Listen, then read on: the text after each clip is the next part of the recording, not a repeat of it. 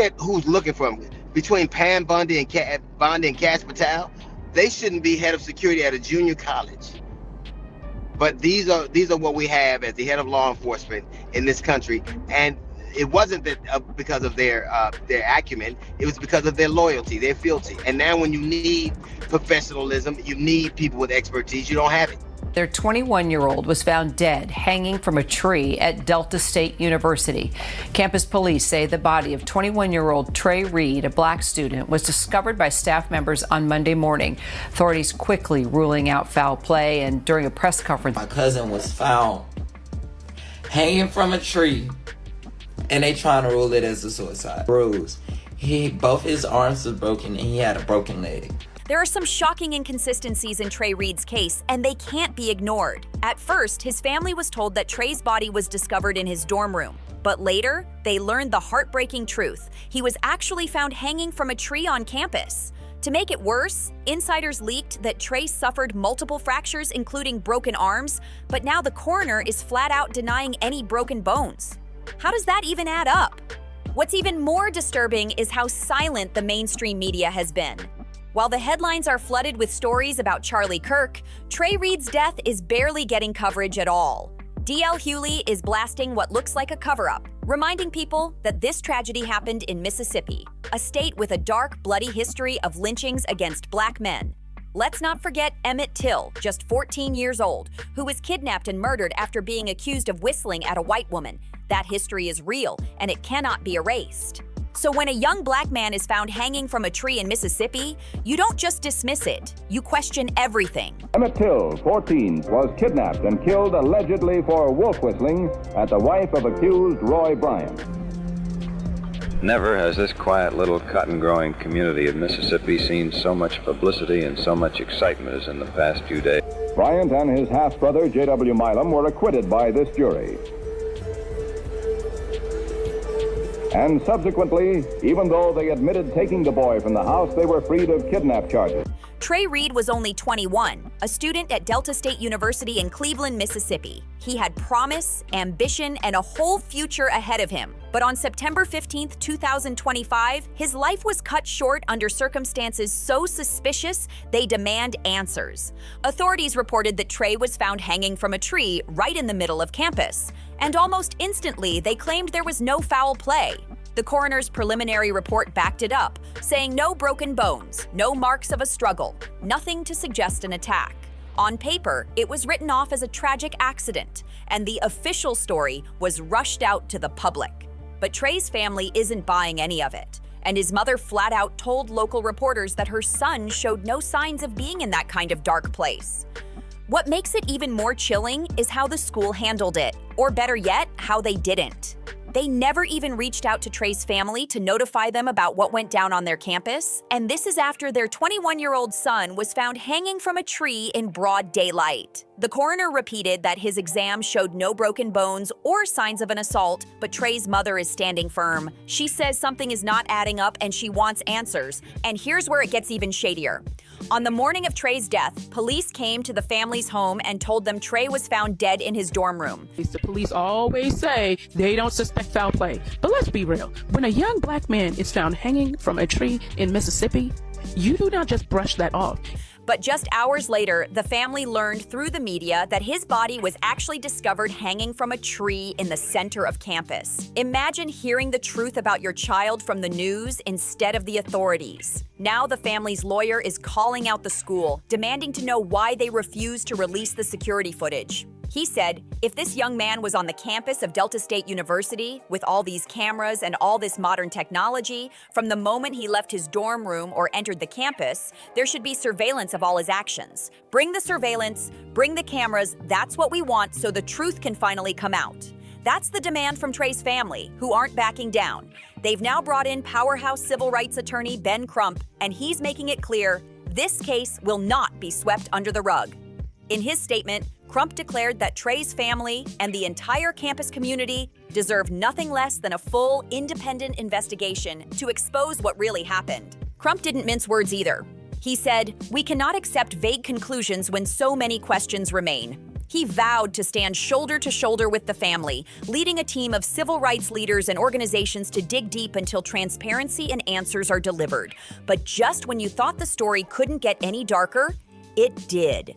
Only hours after Trey's body was discovered, another man, Corey Zuccotti, was also found hanging in Mississippi.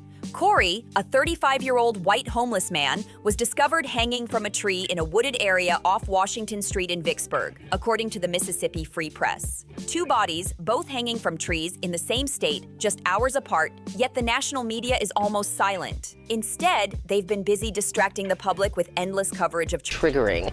The 21-year-old was found hanging from a tree on campus Monday morning. The coroner says a preliminary exam shows no signs of broken bones or assault, but Reed's mother told local reporters that she questions what happened to her son. She says she spoke to her son Friday, and he was excited to attend the university. The family says the school has not reached out to them, and they're getting information secondhand from the media. As we move forward, we're just looking for answers that a simple camera on the university's campus will answer. We are so concerned about what's going on. We're getting mixed information.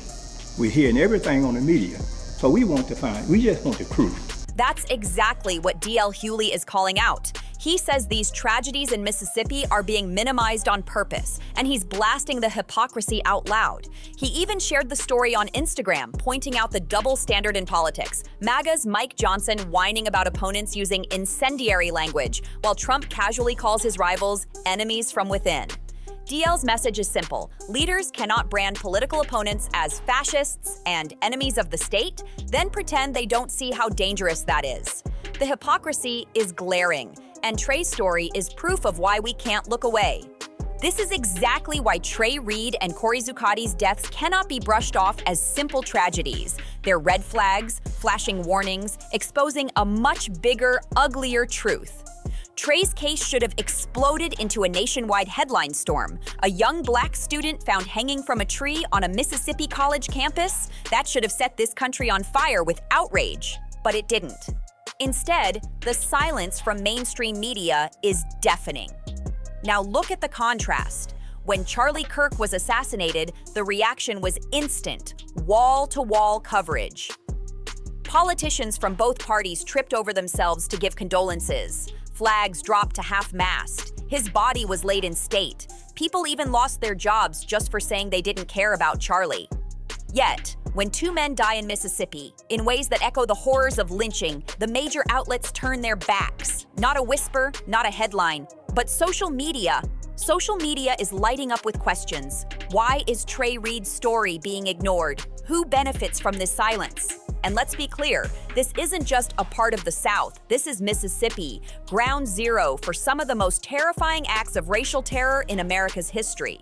From the late 1800s through the mid-1900s, Mississippi was infamous for public lynchings. These weren't random crimes. They were spectacles, brutal, deliberate acts of violence against Black people meant to traumatize entire communities. They were a weapon of control, carried out in broad daylight. Now people like to comfort themselves by saying, that's the past. But the truth? That kind of systemic violence never ended. It just evolved. The same forces that once dragged Black men from their homes and hung them from trees are still here, just operating under new disguises. Today, it's police brutality. It's mass incarceration. It's the targeting of poor and Black communities. Those are modern-day lynchings, wrapped in the language of law and order. So when authorities rush to call Trey Reed's death an accident without a full, transparent investigation, we can't pretend it's coincidence. A Black kid was found hanging from a tree in Mississippi, and something really doesn't add up about this entire story.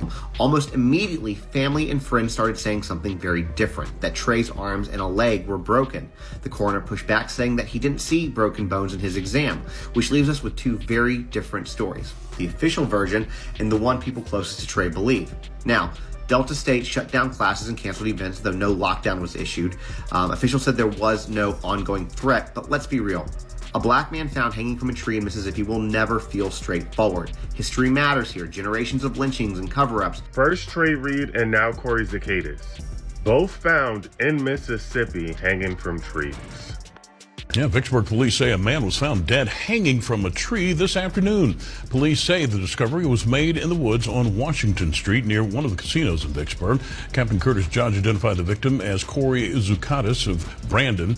Now, police say right now the case is being classified as a death investigation. No other information is being released at this point. Now, when it comes to Corey Zukatis, there's not much information that can be found on the internet, which to me is the problem, because I'm trying to figure out why these deaths are not getting national news coverage. I also do believe that these are all in connection to the death of Charlie Kirk. Corey's race has been confirmed as white, and it makes things a little less like it's racially motivated.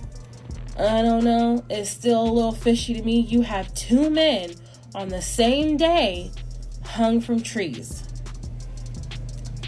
That seems wild to me. When the media erases these stories, it's not just ignorance. It's a continuation of the same old playbook. This isn't just history repeating, it's the present, alive and dangerous. And while civil rights protections are being peeled back through voting restrictions, education rollbacks, and policing policies, these tragedies are warnings. Warnings that the fight is far from over, and that silence is complicity. And just days ago, Trump ordered history itself to be erased, demanding that multiple national parks strip away information about slavery, including the famous photo of Peter, the man with the scarred back that told the world the truth of America's brutality.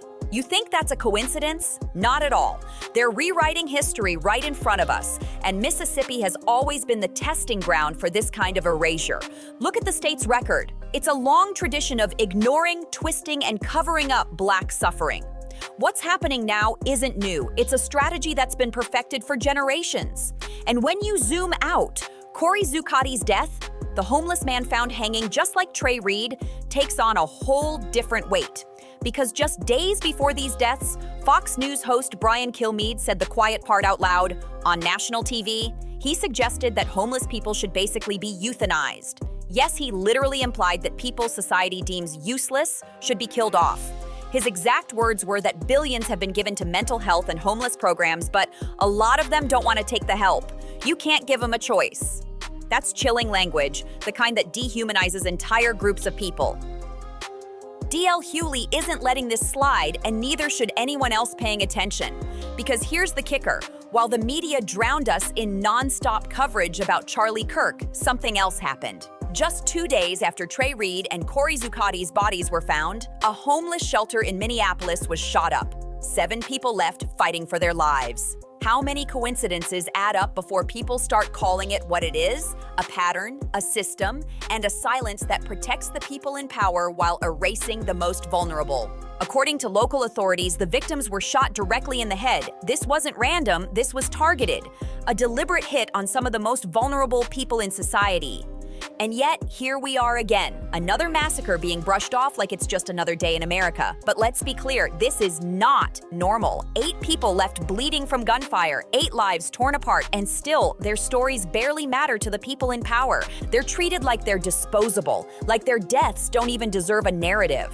And every single time we look the other way and accept the official story, we're letting the system run the same playbook: erase, distract, move on, and hope we forget. So I want to hear from you. Do you think there's something suspicious about the deaths of Trey Reed and Corey Zukatis?